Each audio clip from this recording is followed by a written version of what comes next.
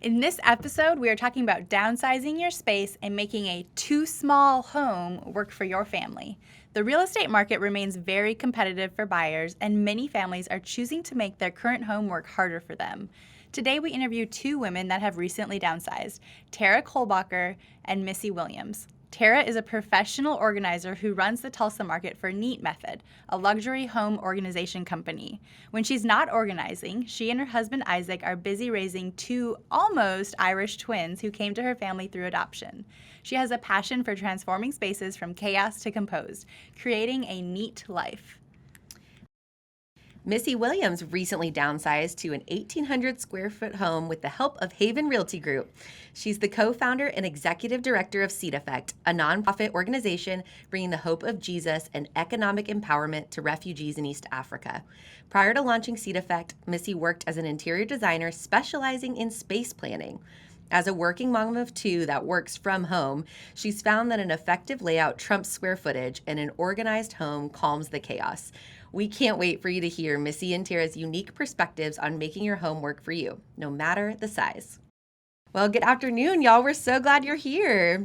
Thank you. We're excited to be here. I know. Glad to be here.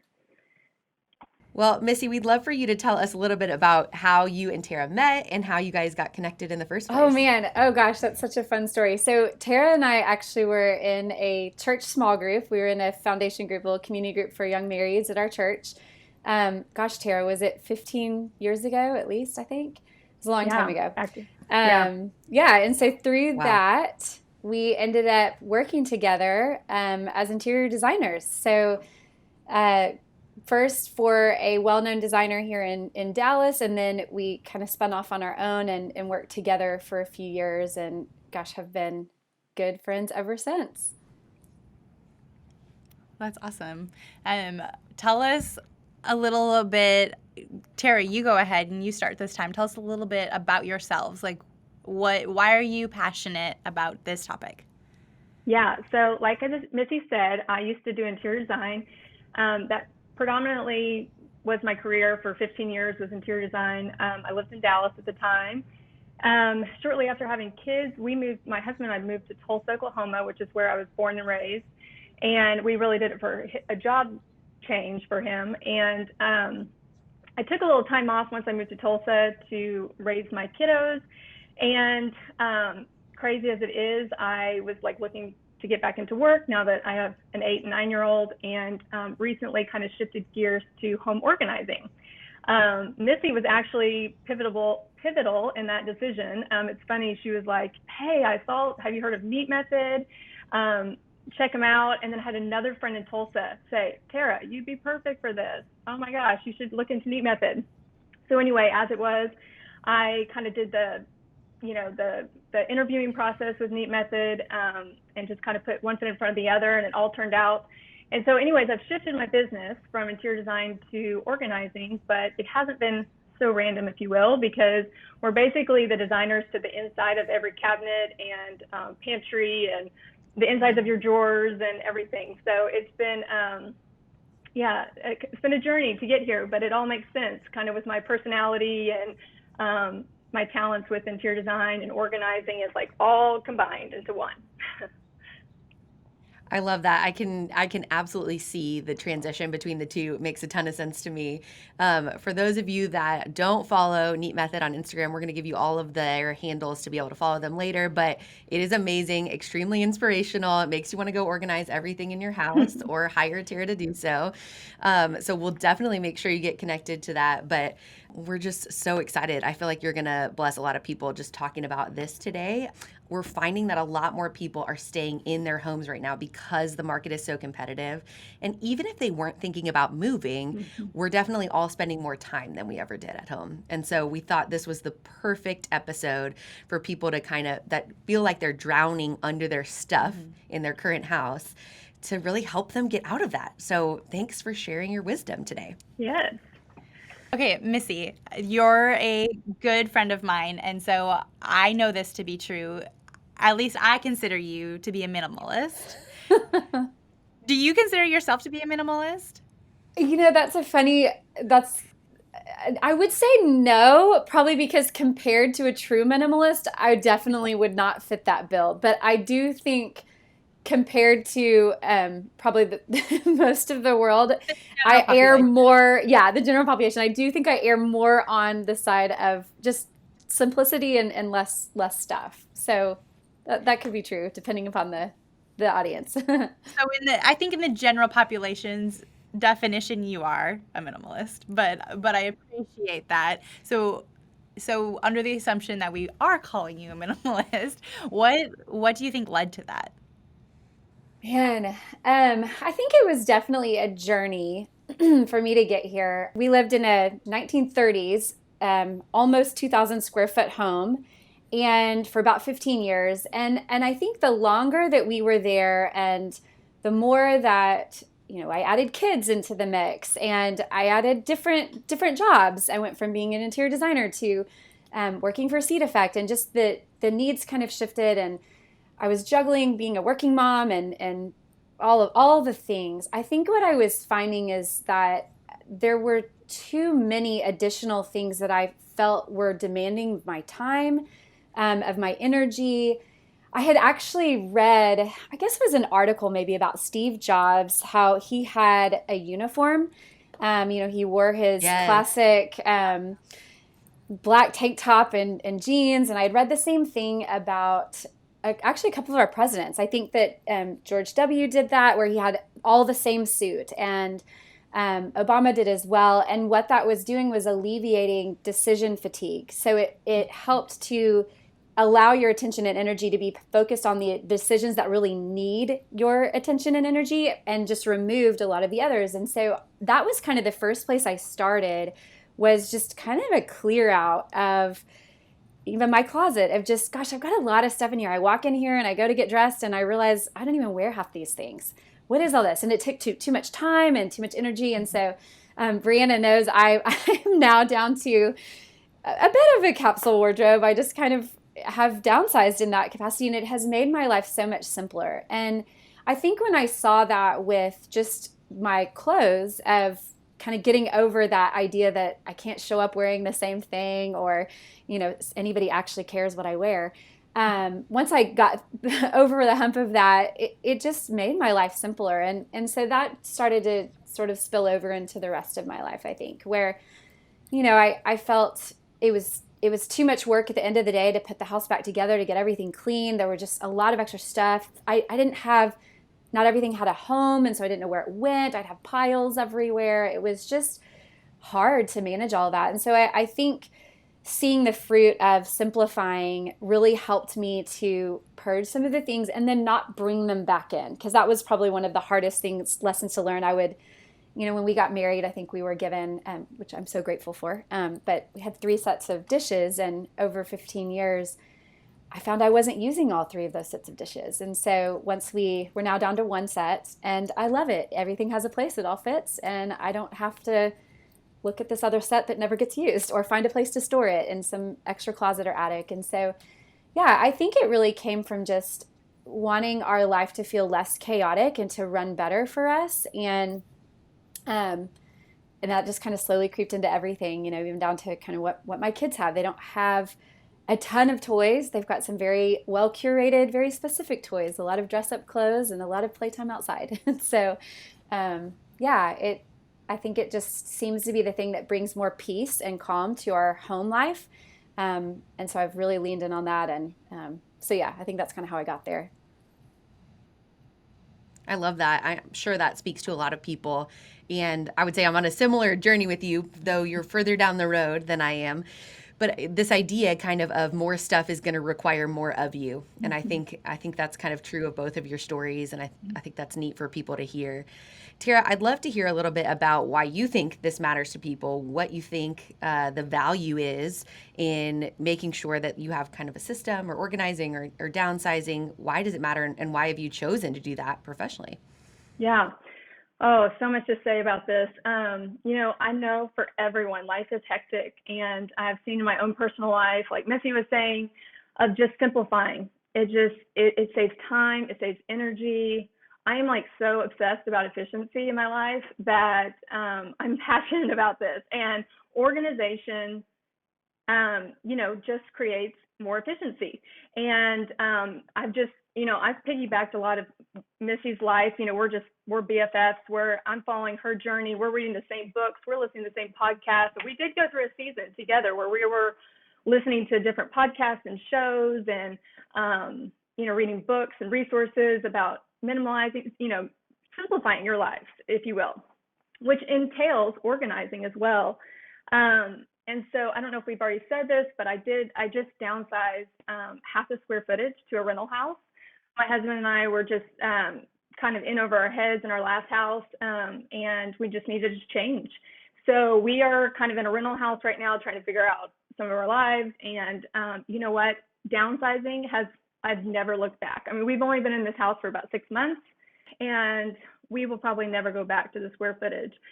We were very intentional about decluttering, just like Missy's story, just kind of taking it and looking at every item and saying, do we need 3 sets of dishes?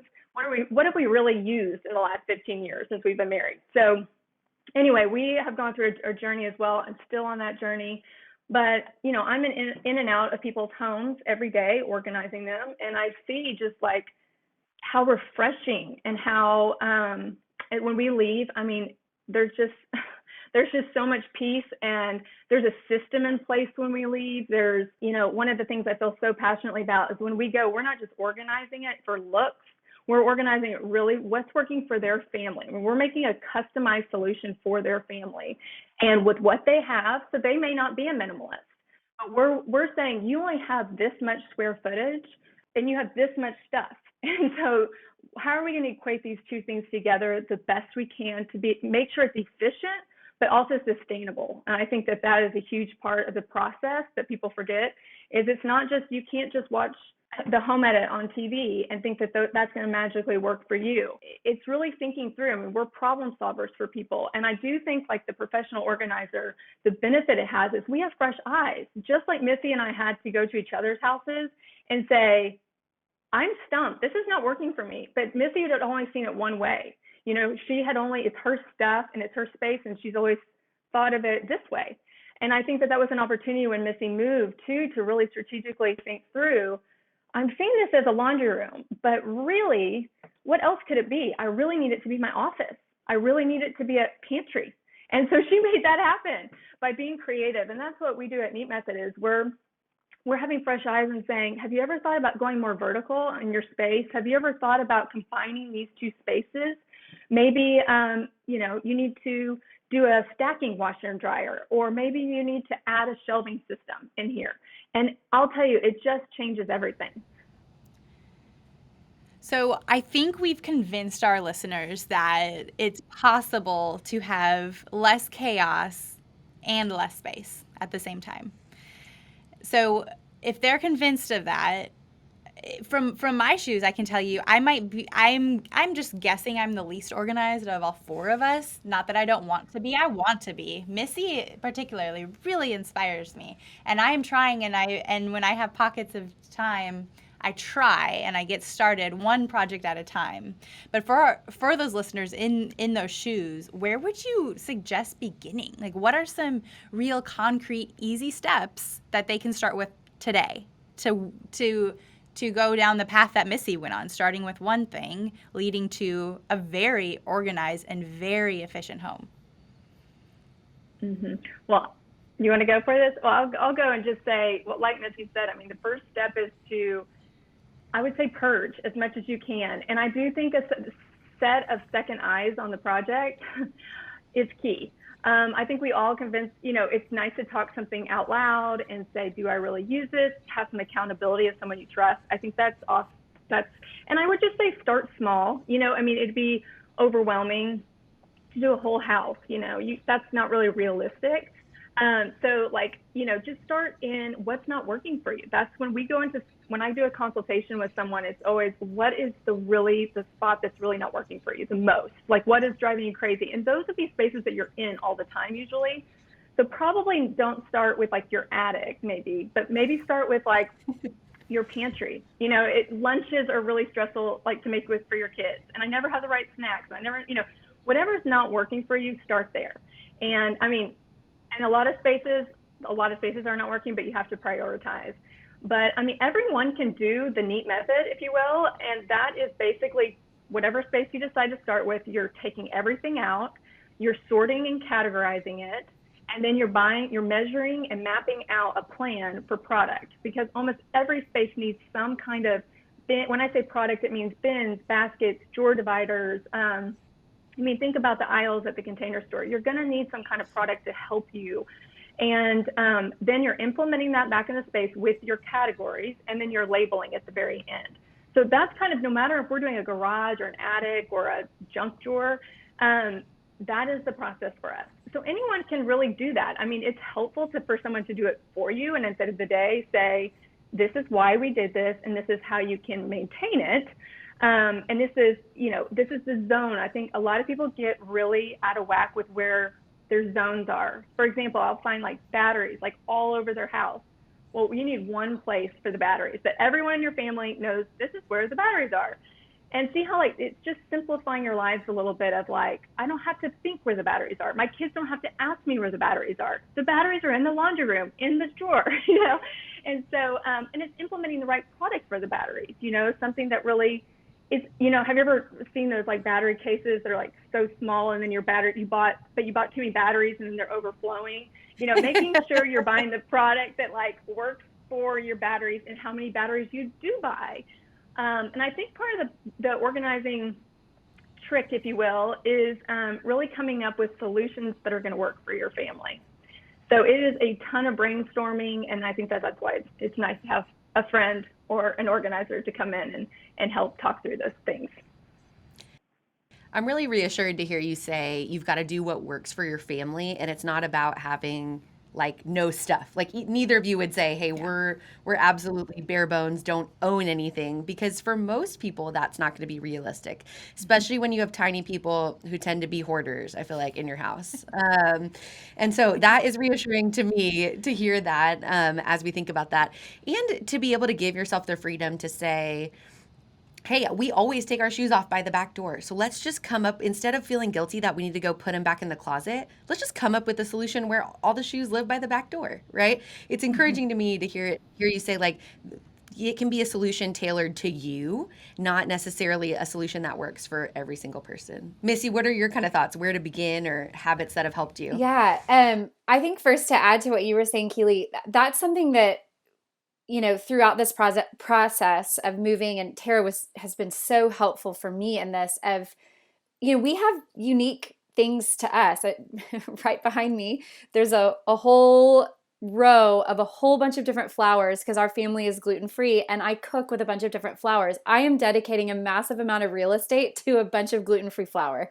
That's not normal. Most people don't do that, but that was something that needed to happen in my home. And so that the priority level went up on that. I had to have a space for that. And I think what you said of whether it's you sitting down and thinking through what's important to our family, how do we use our spaces, how do they need to be used? And especially, I always would say, having somebody else help you think through that 100 times over is incredibly helpful, because they're going to see the space differently than you are. I can't tell you how many times in this particular room I'm sitting in, which is my laundry, utility, pantry, desk, office area. It's the most multifunctional room of all time.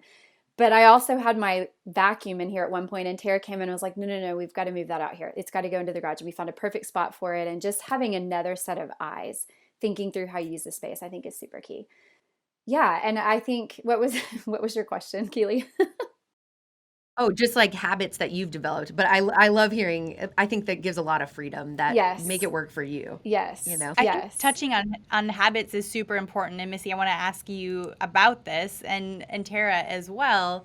We can't just talk about how do we get to an organized space, because that won't last forever if we're not maintaining it. Mm-hmm. So again, speaking to the beginner that was just convinced and now just got started on their one most difficult space in their house, what do we do to maintain that without that also being a stress point? What are some practical daily habits that we can implement to stay organized?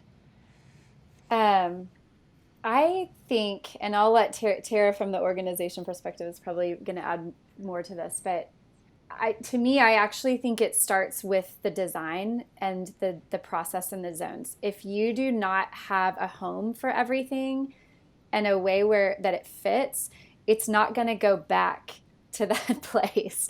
I think that's been the biggest thing for us as as we moved recently back in September, I guess. I spent a tremendous amount of time just thinking through how we were going to use the space and ensuring, and Tara was incredibly helpful in this, making sure that everything had a home. And that's how it goes back. It is not hard to go through the house. We call it blitzing, where we go through and we pick up things because everything easily goes back to where it belongs. Nothing is stuffed too full. And if that ever does happen where, gosh, all of a sudden this space isn't working anymore, then I have to redesign the space. I have to think through it again. Did something change? That, I've got my kids' homeschool curriculum sitting right here for our collaborative teaching. And, if I end up with more curriculum than I thought I had, then I've got to think through the system differently. I can't just shove the curriculum into the bin and hope that it fits. It's not. And so it needs a rethink. And so I think for me personally, as long as everything has a home, then it's easy to make it back to that home. It doesn't take much time at all because it just goes right back where it belongs. Yeah, I totally agree with that 110%. I think it's about what things having their home or their zone, and every item in your house needs a place, even those random things like the batteries, they need a place. But I would also just add that our lives are always changing, especially for families who have children. As you know, they really need to go through their clothes every 9 months or every year. They need to go through their toys. They've outgrown things. They don't use things. So I think we all need to reevaluate. Clients a lot of times will apologize for, oh, I have so much stuff or, and I'm like, you know what? We all need to reevaluate with what we've got and what's working, what's not. So there's no shame in reevaluating. I mean, Missy and I are constantly doing our houses of like, oh, help me think through this, or I probably need to purge this, or I'm not using this anymore. So just know that I think the organizing thing, while you can get a system in place, your life's change. And so will the organizing needs. And I just want to add also, I think one of the things I see a lot that I think is hurting people from maintaining the system is if their things are not labeled correctly, or just not labeled, I would say, because especially in a family with more than one person, if you're in a household with more than one person, how nice is it to know where the trash bags go underneath the sink, so that everyone in the house can participate in knowing where to find it and then knowing where to put it back. So I love labeling things, even sometimes if it seems obvious, but just even for like our children, I always think I have like hit the jackpot if when my kids' friends come over and then it's cleanup time and no one's asking me where to put stuff because they know action figures go in this bin and Legos go in this bin. So if it's labeled correctly, and we try to keep it really general, even in our pantries, I might do like grains go in this basket, breakfast goes in this item. Instead of saying oatmeal goes here, because let's say you aren't using oatmeal anymore and you're doing cereal now. Well, like it's in the breakfast item. So I think labels are one of those details at the very end that people forget about, and I think that is hard to maintain if you don't have things labeled. I think that's genius. Control the chaos and involve everybody. I love that idea. So you guys mentioned earlier, and I'm just personally curious, to be honest, like podcasts that you had listened to, books that you had read. I would love to hear if y'all have anything that really stands out that you'd like to share for further learning. Missy, why don't we start with you? Yeah, I do. So there's a couple of books that were really instrumental for me in just that journey to simplifying. There's a few books by a guy named Joshua Becker. He wrote The Minimalist Home and another book, Simplify. Those were actually kind of some of my first reads that were really helpful. Jen Hatmaker has a book called Seven, although I think she recently just re-released it under a different name. But that was a very helpful exercise that Tara and I both did. Gosh, it's been probably a decade now. I can't actually even remember how it worked. I think it was that you only use 7 things in a different category for like a week at a time or whatever. And really what it did was teach you how much you didn't need that you actually had. So that was another, and that was a very active and practical exercise to go through that sort of kicked off just a different mindset shift. So those were really helpful. There's also a book called Essentialism by Greg McKeown, I think is his name. That idea of kind of putting up essentialism next to minimalism, it's a slightly different take on it, but kind of this idea of what's really essential to us, which may be different. Like, for example, my flowers aren't minimalist, but those are essential. And so, that's kind of a different angle on that, but that was a really helpful book. And then I would say, for me, one of the last ones would be, it's really the Danish concept of hygge. If you guys have heard of that, it's spelled Hygge. It was kind of a big deal a few years ago, but I read a number of books. One of them was called The Cozy Life. And I think interestingly, that was before I had stepped into this space, when I heard minimalist, I thought cold and, barren and sparse and like Spartan. And I think what that book did was sort of replace this idea that you could have this cozy home that was more on this minimalist side or more on a simplistic side. And the whole purpose behind that was about hospitality and about being able to have a home that people would want to come into and feel comfortable in. And, not that if they popped in on any random afternoon, you felt uncomfortable because your house is in total chaos, but just you were ready at any time to welcome people into your home. And I think that really spoke to me as another catalyst as to why I wanted this for our lives and why I wanted to have a simplified, organized space. Because candidly, I'm actually not a very organized human. That is not my general bent. I am a driver, Enneagram 8, running all over the place with all the things. I live in a fair amount of chaos, but I think I'm able to do that creatively because I've simplified and controlled the chaos in some other areas, and it's been life-giving. So I think those would be my top suggestions for books. Tara, what? I can't wait. My Amazon cart's going to be full after this. But you just gave me chills. The idea that your home could be a place that people could come, right? Because I know I am not the only one that someone says they're coming over and I am scrambling and shoving things in closets that may never see the light of day again. So that is extremely encouraging. Tara, any tips for us? Any must reads, must listens? Well, I'll do 2 watches that on Netflix. If you're a Netflix person, I would say The Home Edit is an organizing team similar to Neat Method. They have a show called The Home Organized, and it's on Netflix. And if you just need some inspiration or just want to kind of get an idea of what the Neat Method sort of does, with a team of organizers coming in a day and then doing the big reveal at the end, that's a fun show to watch and get inspired.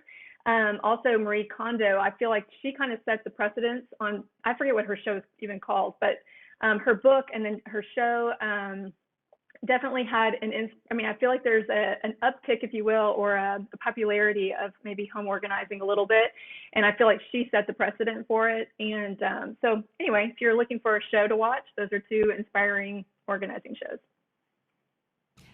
Gosh, you guys, the experience that you shared, the knowledge, the little tidbits of information that our listeners can put to use right away are so valuable. So we greatly appreciate you taking some time out of your day to share your experience and share your knowledge and wisdom with us. Thank you so much. Yeah, we're so grateful. It was fun. Thank you. Thank you. We hope today's episode gave you the confidence that you don't have to move to maintain sanity in your home. I find it incredibly encouraging to hear real life stories that confirm that more square footage doesn't equal less chaos. Many thanks to Tara and Missy for their time today. Don't forget to follow both of them on Instagram. Tara is at Tulsa Neat _Tara, and Missy is at seed effect. If you want to hear a little more about how Keely and I maintain our homes and what products we love, go back and listen to episode number 16.